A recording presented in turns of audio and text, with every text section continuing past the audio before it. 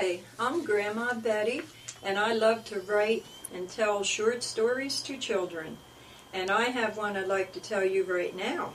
And it's called The Kitten Who Couldn't Meow. One day, 6 kittens were born to a cat in a family with 6 children.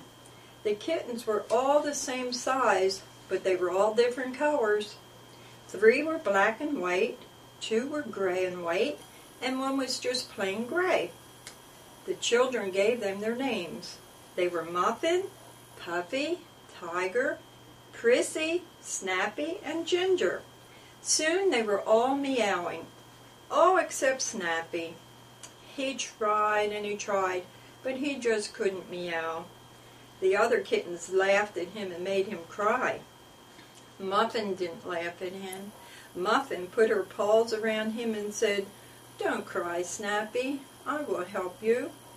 If you learn the sound and practice, you will say it. Try saying me."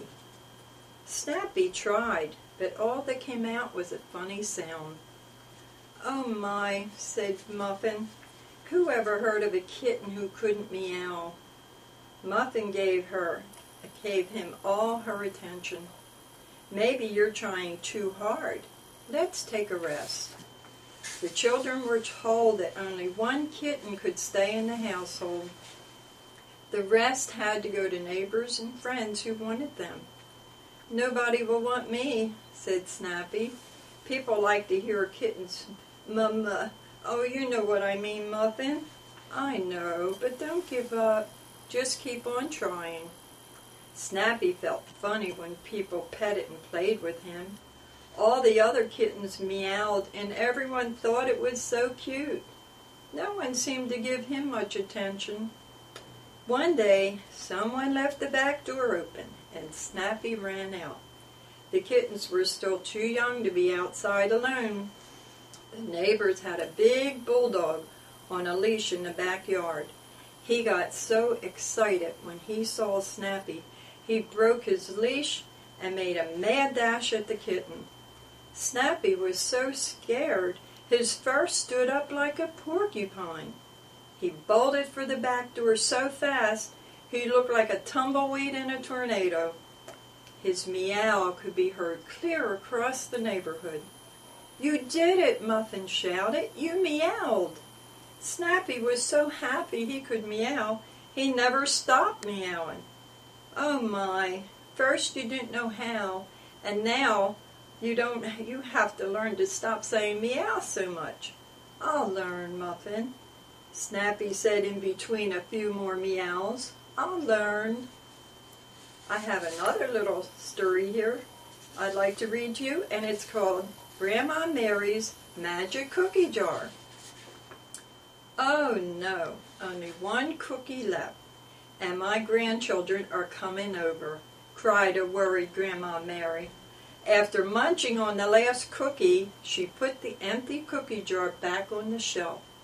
The jar was in the shape of a rabbit with very big, floppy-looking ears that made the children laugh. Pretty soon, her 3 grandchildren arrived. "Can I have a cookie, Grandma?" asked Joey.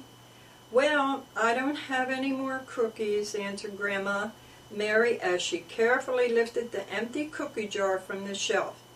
Joey couldn't believe it. He peeked in the jar. "But you always have cookies, Grandma," moaned Joey.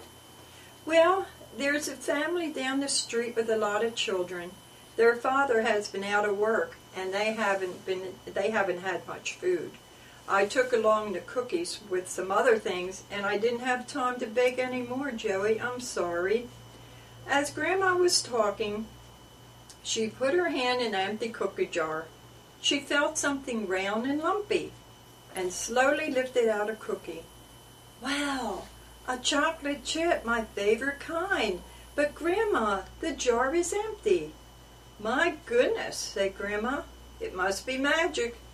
Then Grandma Mary reached in again and took out a lemon one for herself.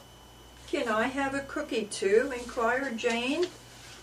"Well, we'll see," responded Grandma Mary as she reached in the empty jar and pulled out a peanut butter cookie. "Oh, I love this kind," Jane said with a big smile. Grandma took another one for herself. This time it was vanilla.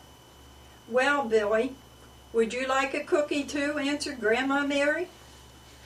"Yes, but do you have any other kind in the jar?" he questioned.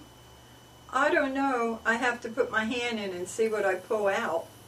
Billy was surprised and happy to see an Oreo cookie. After allowing the children to have 2 more cookies each, Grandma Mary pulled out 1 more for herself, and then she carefully placed the empty cookie jar back on the shelf. Soon the news of Grandma Mary's magic cookie jar spread all around town. All the neighborhood children came to see the jar, and Grandma Mary gave out a lot of samples. Then one day, a baker who owned a cookie shop offered her a lot of money for that magic cookie jar, and Grandma Mary sold it. The next day, the very angry baker who bought the jar brought it back. "This jar is empty. I didn't even get 1 cookie out of it," he complained. "I want my money back." So Grandma Mary took the cookie jar, reached in, and brought out a chocolate cookie for the man and a gingerbread one for herself. Maybe it was Grandma Mary who was magic and not the cookie jar. Well, that's all for today, but tune in again.